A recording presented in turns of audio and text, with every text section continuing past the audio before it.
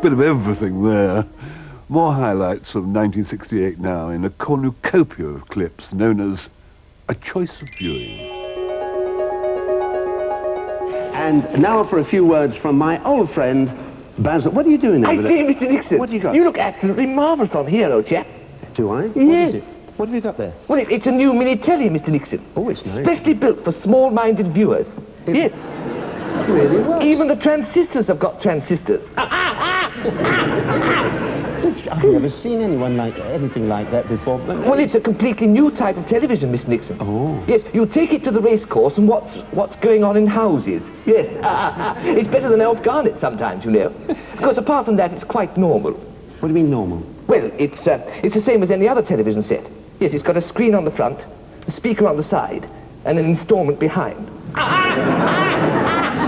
Here, listen, Basil. Yes? Have you ever thought of making your own television set? No, I haven't, actually. Save a lot of money, you know. Really? It's not difficult. I've got to just go away for 2 seconds. Yes. You won't get lonely, will you? No, I won't. No. I'm back. I'm jolly good company to myself from there. Yes. Basil. Yes. This is what you do. You take a piece of black card. Yes.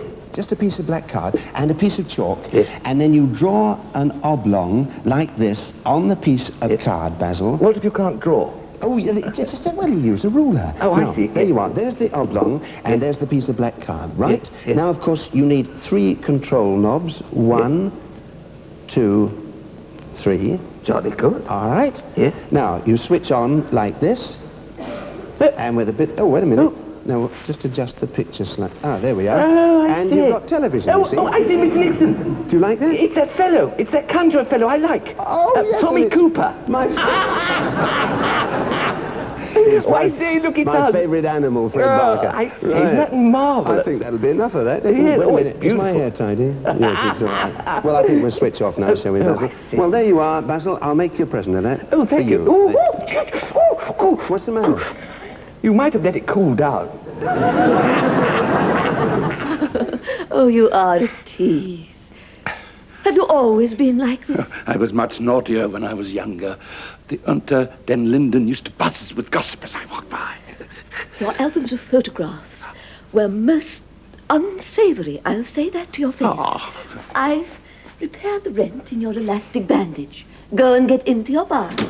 I've brought my plastic apron. May I speak to you? It's very urgent. I shall give you post-sponge attention if I have time. Ring when you're ready.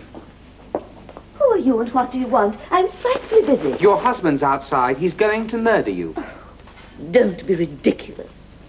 We celebrate our wooden wedding in a fortnight. You've strayed from the paths of righteousness. I'm going to kill you. You'll be prosecuted. You haven't got a license. Make your peace with God. Down on your knees. Pray, you sinner. You'll soon be burning in some low, hot nook of Satan. Ah!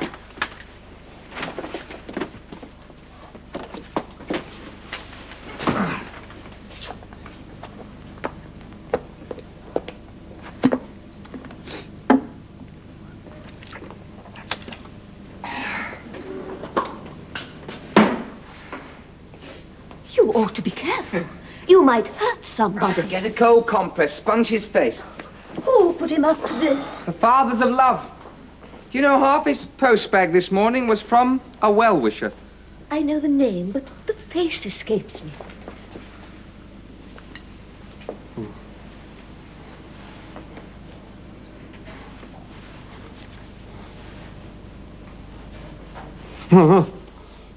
You're still alive.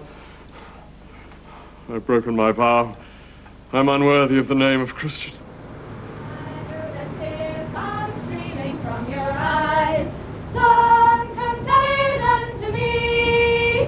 As we try to pass, the cops release the gas, instructing us in chemistry. Mother dear, instructing us in chemistry. Within this country, a revolution that knows no concession, a revolution that is not arbitration, a revolution that is not prostitution. Now, King of blood on your right shoulder, dear, son, come tell it unto me. I was bashed on the head by a cop, and it bled. He was teaching social history, mother dear. He was teaching social history. Your freedom in this country to conform, to behave, to drop out, to turn on, to fix, to get pissed out your head. You have all these freedoms.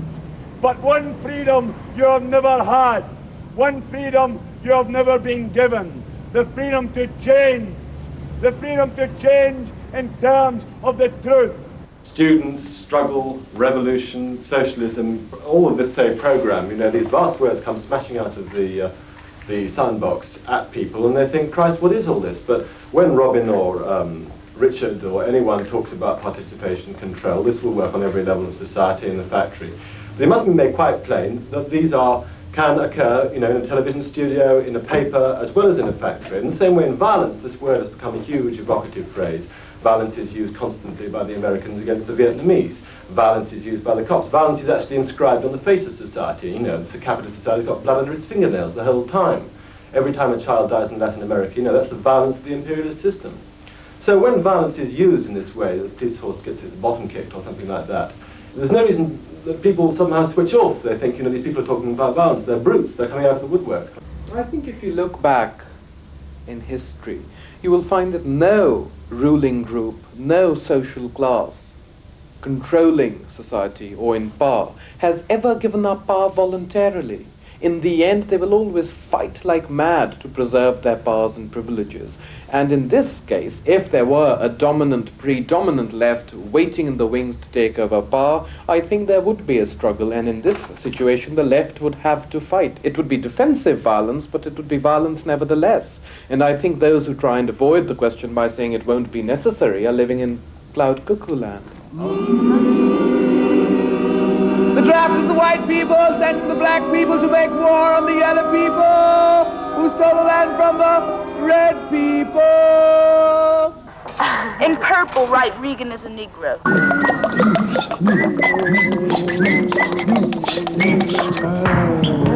Love, love, love, love, love, love, love.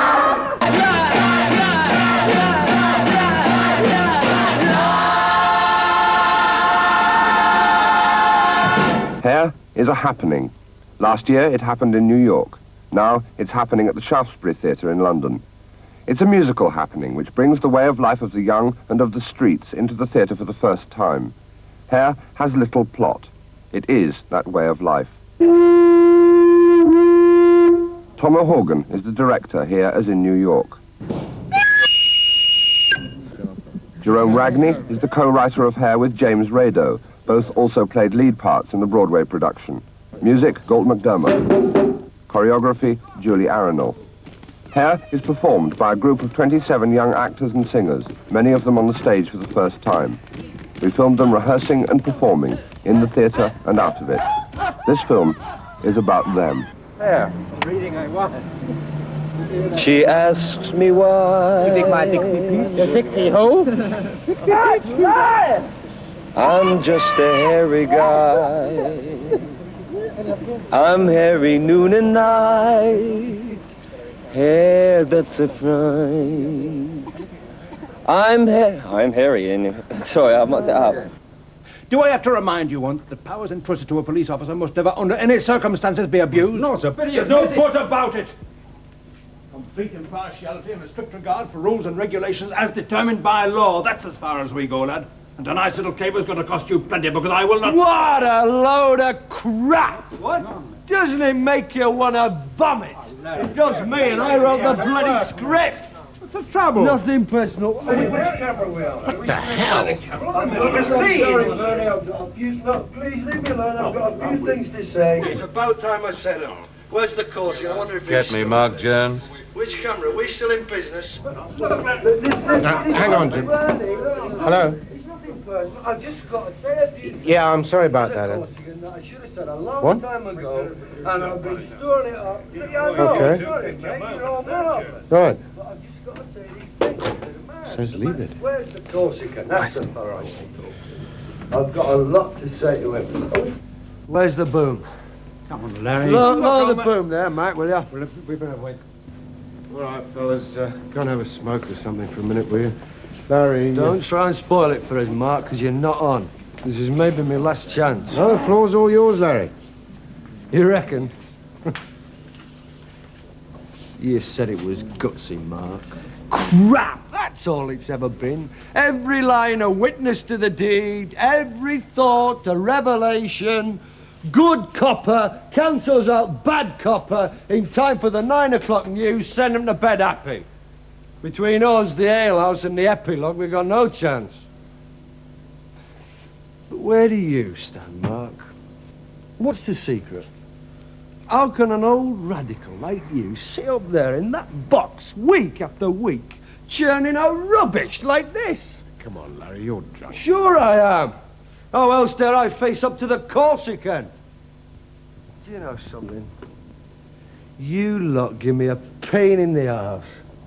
You're the biggest bunch of phonies outside of Madame Tussauds. You can spot 'em a mile off. Buildings full of 'em.